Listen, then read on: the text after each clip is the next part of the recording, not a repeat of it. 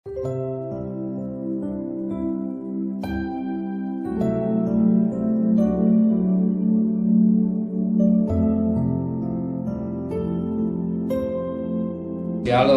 pagi. Mari sama-sama tundukkan kepala. Semua karena anugerah-Mu yang Kau berikan dari hidup kami, dan kami ada sebagaimana ada, semua karena kasih-Mu Tuhan. Engkau baik dan terlalu baik. Maka pagi ini kami mengadakan mesbah keluarga, mesbah pribadi. Kami naikkan pujian penyembahan kepada Bapa di surga. Kami rindu juga untuk mendengarkan renungan firman-Mu.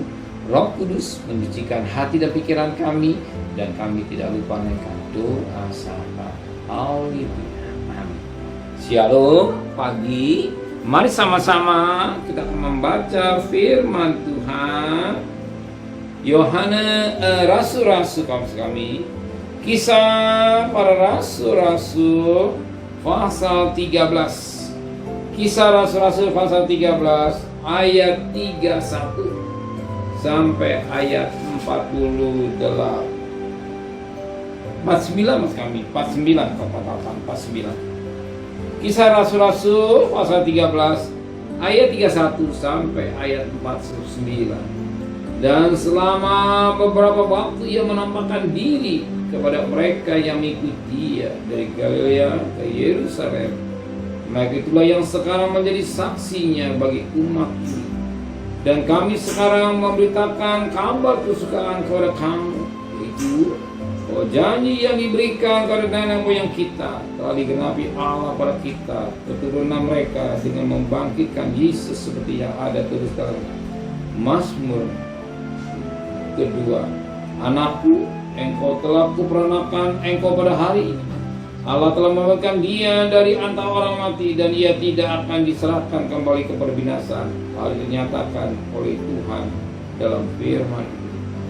Aku akan menggenapi kepadamu janji-janji yang kudus yang dapat dipercaya yang telah kuberikan pada kamu. Sebab itu ia mengatakan dalam Mazmur yang lain, engkau tidak akan membiarkan orang kudusmu melihat kebinasaan.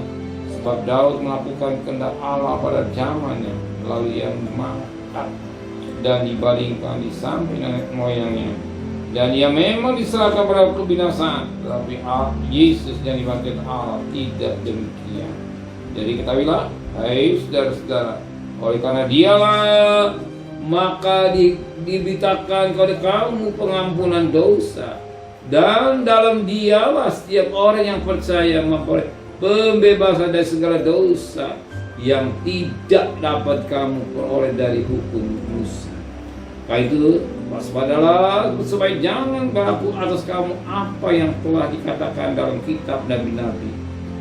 Ingatlah hai kamu penghina-penghina, cenganglah dan lenyaplah, sebab aku melakukan suatu pekerjaan dalam zamanmu, suatu pekerjaan yang tidak akan kamu percayai jika diceritakan kepadamu. Ketika Saul, Paulus dan Barnabas keluar, mereka diminta untuk berbicara tentang pokok itu pada hari Sabat berikutnya. Setelah selesai ibadah, banyak orang Yahudi dan penganut agama Yahudi yang takut akan Allah ikut Paulus dan Barnabas, kedua rasul itu mengajak mereka dan menasih supaya mereka tetap hidup di dalam kasih karunia Allah. Pada Sabat berikutnya datanglah hampir seluruh kota itu berkumpul untuk mendengar firman Allah. Akan tapi ketika orang Yahudi melihat orang banyak itu, penuhlah mereka dengan iri hati, dan sambil menghujat mereka membantah apa yang dikatakan oleh Paulus. Tetapi dengan berani Paulus dan Barnabas berkata, memang kalau kamulah firman Allah harus diberitakan lebih dahulu, tetapi kamu menolaknya dan menganggap dirimu tidak layak untuk memperoleh hidup yang kekal. Karena itu kami berpaling kepada bangsa lain, sebab inilah yang diperintahkan kepada kami.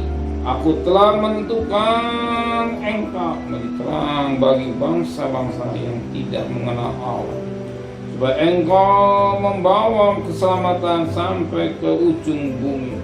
Dengan itu bergembira semua orang yang tidak mengenal Allah, dan mereka memuliakan firman Tuhan, dan semua orang yang ditentukan Allah untuk hidup yang kekal menjadi percaya. Ayat 49 yang terakhir.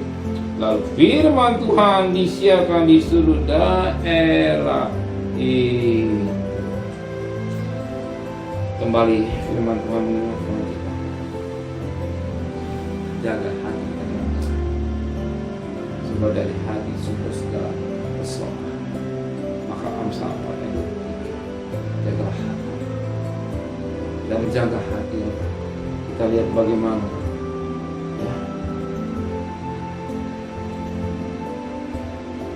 mereka yang berhati dan iri. Sebagaimana ayat 45. Akan tapi ketika orang Yahudi melihat orang banyak itu, penuhlah mereka dengan iri hati, dan sambil menghujat mereka membantah apa dikatakan oleh Paulus.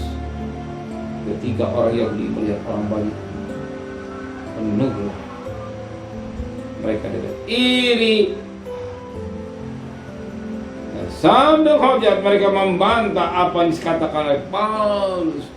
Paulus menyampaikan tentang kebenaran firman,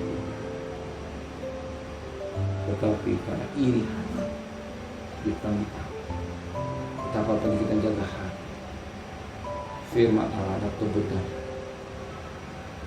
Firman Allah kebenaran, tapi apa yang didengar orang Yahudi nggak senang, ditentang.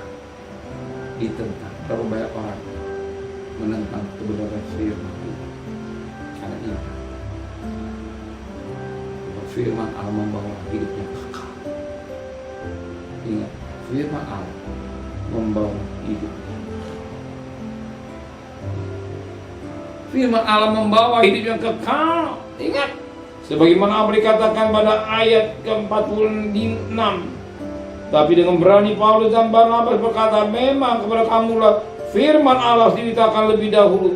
Kata kamu yang lakinya dari dan mengapa dirimu tidak layak untuk harus beroleh hidup yang kekal.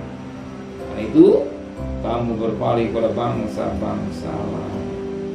Kami berpaling kepada menolak kasih karunia, berita keselamatan jatuh di bangsa-bangsa kafir. Itu siapa saudara saya? Kita bukan bangsa Israel. Bangsa yang menolak. Ya, sehingga berita keselamatan hidupnya kekal jatuh kepada bangsa lain. Maka kita patut bersyukur kepada Tuhan. Selamat jatuh kepada Yesus. Kalau sampai menolak, kita bersyukur karena anugerah Tuhan. Jadi anugerah yang Tuhan berikan jangan disia-siakan. Amin. Anugerah yang Tuhan berikan jangan disia-siakan. Sebab keselamatan hanya di dalam Yesus Kristus. Amin. Mari sama-sama kita menteraikan firman dalam hati kami, kembalikan besok pagi tubuh yang sehat dengan tidak kurang satu apapun juga. Berkati Bapak Presiden, Wakil Presiden, para Menteri, para Gubernur, para Bupati, para Wali Kota, para Camat, para Lurah, para RT, para medis, para Polri. Berikan mereka takut kepada Tuhan dan kekasih. Terimalah berkat nikmat dari Allah Bapa, cinta kasih sayang dari Tuhan Yesus Kristus, dan berkat Roh Kudus menyertai saudara mulai hari ini sampai Maranatha. Tuhan Yesus datang. Yang cinta dia katakan amin. Tuhan memberkati.